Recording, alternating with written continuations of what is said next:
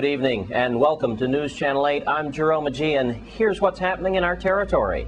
It was a very busy weekend for the men and women of the Virgin Islands Police Department. We start tonight's coverage with the capture of the last of the 3 escaped convicts who recently broke out of Golden Grove Prison on St. Croix. News Channel 8's Wes Small has this story, including an exclusive interview with Chief Oakland Benta. And finally, 28-year-old Derek Fredericks has been captured. I'm standing here on an isolated road near Dorsch Beach out here in Frederiksted, where Fredericks was captured at about 4:45 in the afternoon on Saturday. Meanwhile, a 19-year-old has been arrested. Curtis Doughboy Randolph from Prospect Hill. He was shortly arrested and charged with accessory after the fact. Let's go to this exclusive interview with Acting Police Chief Oakland Benta. First of all, I want to thank the general public again, as usual. With the recent escape of 3 inmates from the Golden Grove facility, we found that the community really stepped up to the plate again, like I mentioned before. The Mambuju area in its totality, Glen area, Jealousy. I could keep going down the line with all those people who came to the forefront and aided the police department in this apprehension of these individuals. One who eluded us for quite a few days was Derek Frederick, as you know. And Derek Frederick found himself somewhere in the area of Prospect Hill, Frederiksted. He was housed by an individual who was also arrested for aiding and assisting an escapee, whose name is Curtis Randolph, a 19-year-old. Derek Frederick was subsequently arrested in the area of Smithfield, between Suffer Alley and, of course, the pond in Frederiksted. And, of course, he was arrested without incident. The officer spent great man hours with the calls that came in from many people within the community explaining that they saw him and that he was pretty much crouched in the bush areas, as well as hiding in trees and whatever have you along the way as cars went by.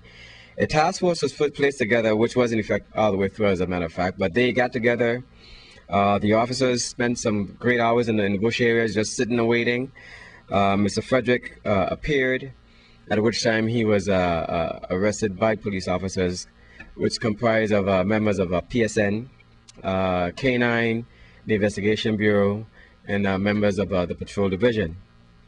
We had a lot of help from the federal government as well, I must say, in trying to track him with the different phones that he was using. U.S. Marshals, HIDA, the FBI, and of course ATF. Mr. Frederick is now in custody. He is now going to be pretty much taken to the court for arraignment, and from there we'll decide whether he stays or not. And I'm going to continue to push the AG, of course, to remove every single one of those individuals from here if possible. Those who have committed heinous act within our community, and I go back to Jeffrey Warner with his escape. And in working in conjunction with the Attorney General's office to the police commissioner, we saw it fitting that we needed to get some of these individuals off our island. A lot of them, as you know, West, a lot are from St. Thomas. They come here, and of course, with them not having family members here, it's a little difficult to find Mr. Frederick. But the community's will and spirit stood fast, and they were out there. They were doing the searches for us. And with their proper direction, as far as where Mr. Derek Frederick would have been or will be, it definitely turned out to be that. So the members of the Smithfield and Marley Project, Suffer Alley, all of you who definitely came forward and gave us information, which was definitely a good tip. We want to thank you, and we want to ask you to continue to be vigilant and supportive of your community, not the police department, but your community when we have these individuals around in our midst. Let's not forget that one of his co-conspirators, who is already on the list to be shipped off the island, 33-year-old Carlos Burgos, Burgos also caused his family members and friends to be arrested. You might remember 30-year-old Liz Brachet from Harvey, the mother of 4 here. She was arrested with aiding and abetting Burgos. And then there's 45-year-old Julie Simmons Burgos, the 27-year police dispatcher, who now faces 13 years in jail for helping her husband, Carlos Burgos, who she married while he was doing life in jail.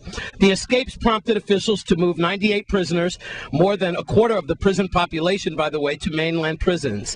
Meanwhile, the governor had to do something about Golden Grove situation. That's why he brought in Julius Wilson, the director of Bureau of Corrections, the new one, and Hillary Herman, the assistant director. That to overhaul this prison that houses overworked prison guards, some of which, by the way, are being looked at for negligence and perhaps directly helping those prisoners escape. That information comes from Attorney General Vincent Frazier. Well, at least we can breathe a sigh of relief that now all of the prisoners, at least 2 of them, are back behind bars, and unfortunately, Mr. Carmona Jr. was shot and killed after that escape. So that's the wrap-up on the Golden Grove escape. It ends here, near Dorsch Beach, with the capture of Derek Fredericks. I'm Wes Small for News Channel 8.